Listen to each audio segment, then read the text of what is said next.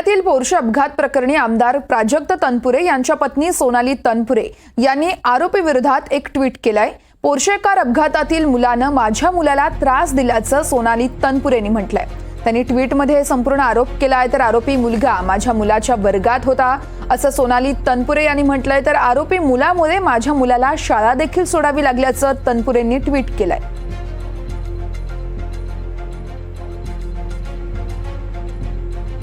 तर सोनाली तनपुरे यांनी नेमके काय आरोप केलेत पाहूयात आपण। कल्याणी नगर येथील कार ॲक्सिडेंट नंतर पुन्हा एकदा त्या गोष्टी आठवल्या। संबंधित घटनेतील मुलगा हा माझ्या मुलासोबत एकाच वर्गात शिकत होता।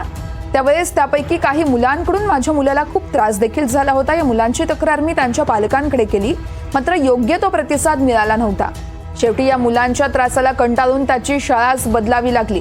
त्या घटनांचा वाईट परिणाम आजही त्याच्या मनावर आहे। वाईट प्रवृत्ती असणाऱ्या मुलांची दखल वेळीच घेतली गेली असती तर असा भयंकर गुन्हा कदाचित घडला नसता।